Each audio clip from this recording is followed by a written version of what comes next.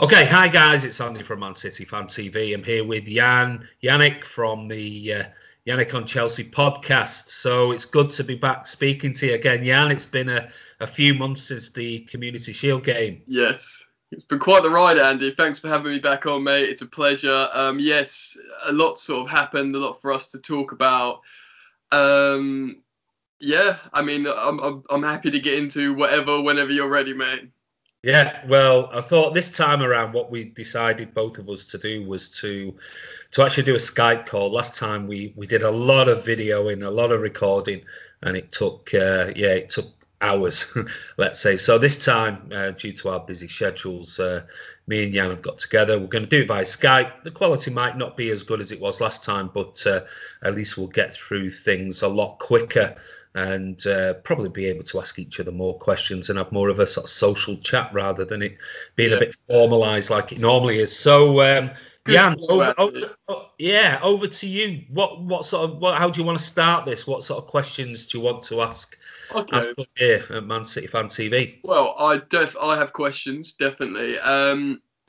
Firstly, I think we could get into maybe how the teams are doing a bit more, but let's look back at since the last time we spoke. We had a relatively dismal performance against you lot in the Charity Shield, the Community Shield.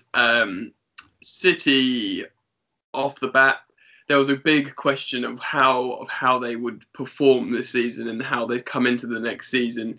Just on like a quick sort of tangent comparison, when Conte won us the league a couple of seasons ago, that was sort of being touted as, Chelsea walks the league, and but looking in comparison to what you lot did last season, it doesn't really compare in terms of Conte broke a few personal records, but City annihilated the league last season, and there was the big question: are you not going to continue that form, that momentum? And by all accounts, it does look like that. It looks like Pep's getting annoyed at 4-0 wins.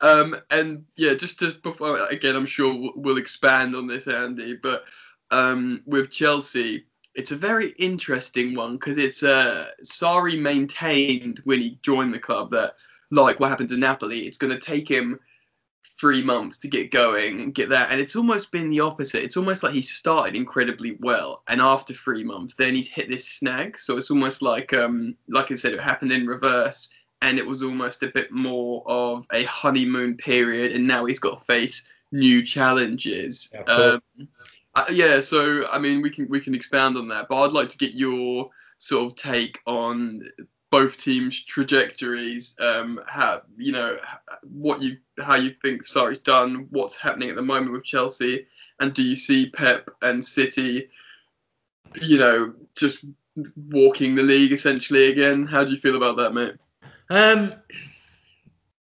There's been a lot of chatter, obviously, now into the league. Season has started, and are City better than last season? Because that seems to be the overriding sort of debate. And actually, we're getting better. I don't think we're as scintillating as we were last season at times.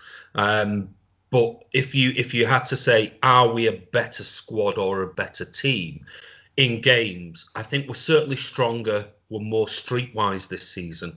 I don't think we're as scintillating as we were in some of the games early last season. I think we played some exceptional football in fits and starts during games. I think we've been like 20, 30-minute periods where, like last night against Watford, first half, we were so dominant, absolutely dominant, and could have been 4-5-0 up. Should have been 4-5-0 up.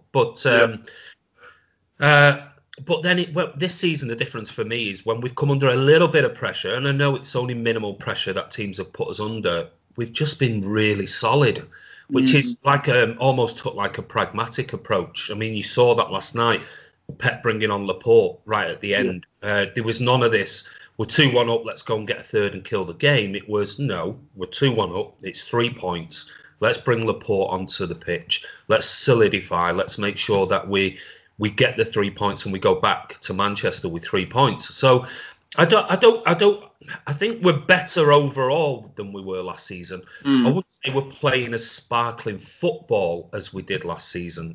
We're only doing it in fits and starts. But when you consider the fact of Aguero's been out recently, we've had no David Silva, and no Kevin De Bruyne this season. Yeah. This season, David Silva's been sort of back and forth in and out the team.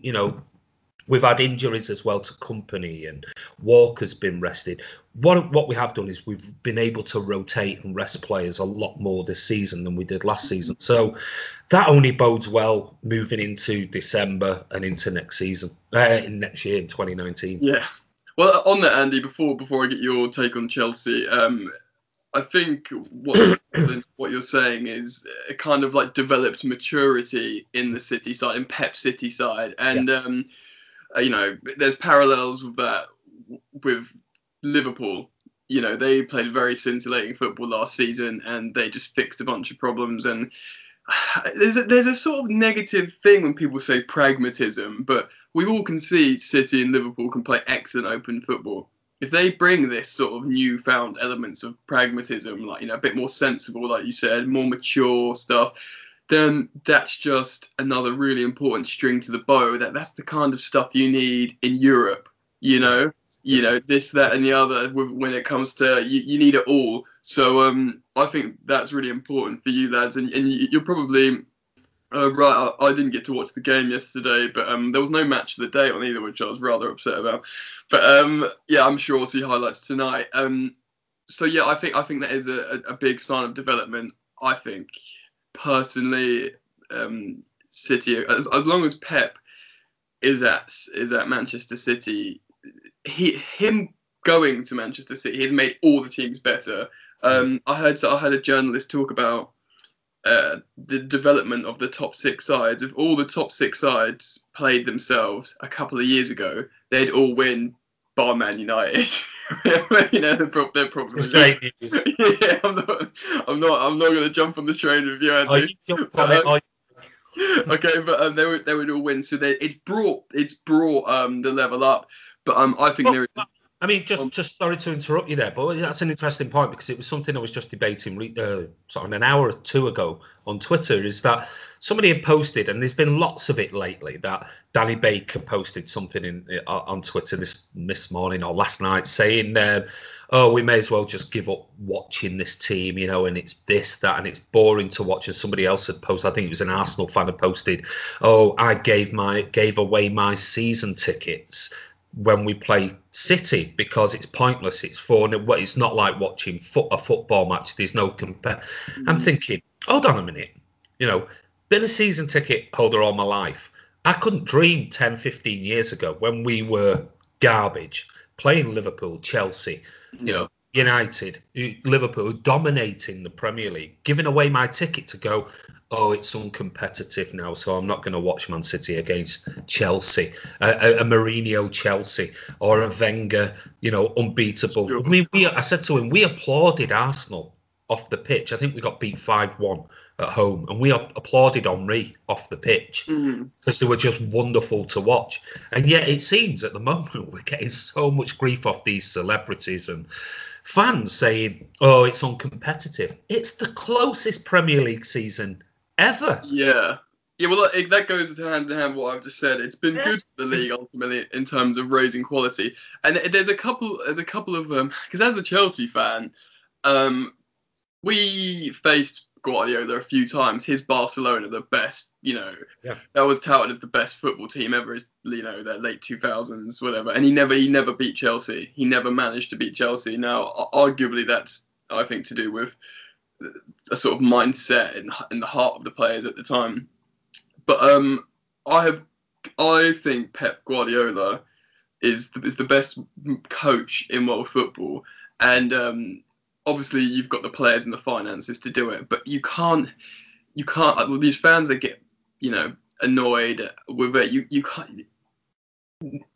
He makes everyone so much better that you can't not respect him, and you can't not respect what he's done. No matter whatever's going on in the media and this and that, ultimately it's this guy who's got this like Cruyffian total football pedigree, and he plays good football and he makes players better. He's making English footballers better, And So as a a big rival club fan, of course it's disheartening when you've got the opposition, just completely smashing it, and you think, oh, we're having a really good season, but it means nothing because of what's happening in City. But in the same sentence, it's my podcast last night, my guest was talking about this. It's 11 men against 11 men. You got to bring it right down. We've seen what you guys met Lyon twice, and you got a point off them.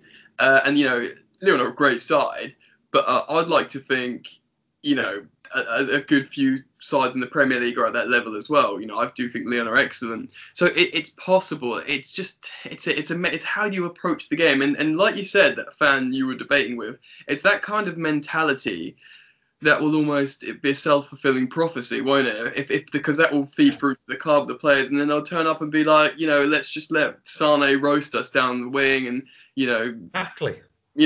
Exactly that. I mean, it's like I said, I went to Lyon last week. I went to the Champions League game. Yeah, I saw, yeah. Yeah, and Lyon were excellent. They were really, really good, powerful beasts in midfield.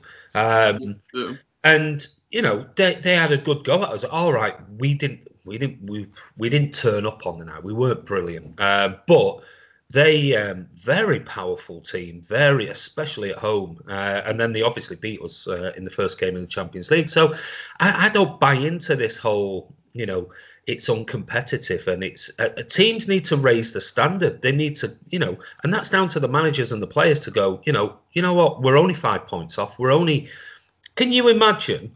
All right. Well, I'll turn the question around. Can you imagine Chelsea being 5 points ahead right now, and we've got a game tonight to make it 2 points? Do you think City fans are going to go, oh, Chelsea are running away with the league, it's uncompetitive? You know what? What's the point in turning up for what's the point?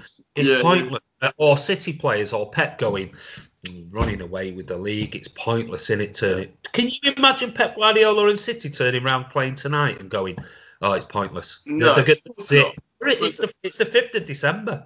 No, of course not. But it's context as well, though, Andy, isn't it?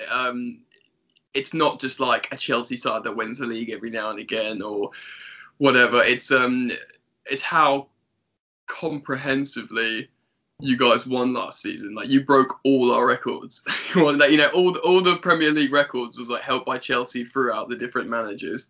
And they were all just blown out of the water. So it's context, and it is like media, hype. It's a sort of narrative that football, for as simple as a game as it is, we all get constantly swept up in the hurricane of narrative every day on Twitter, on the news, on watching games. The commentators, the pundits, they're all feeding into this storm, and we all want to believe it. But I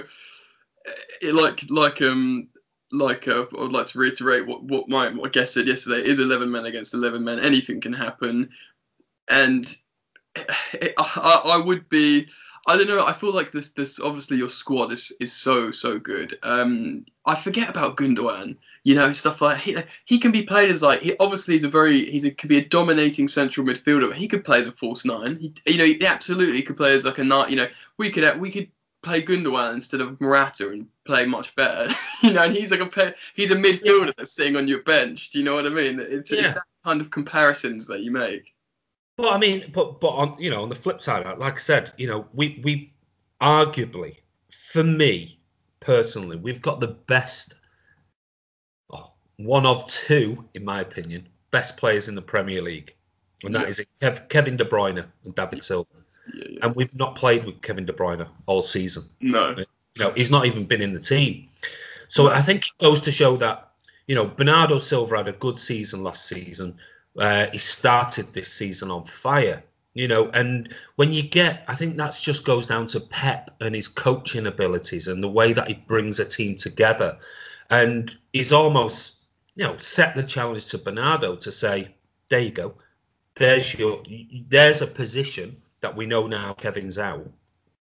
Go and express yourself. Go and do what you to do. And look what he's done. He's been amazing this season. Absolutely amazing.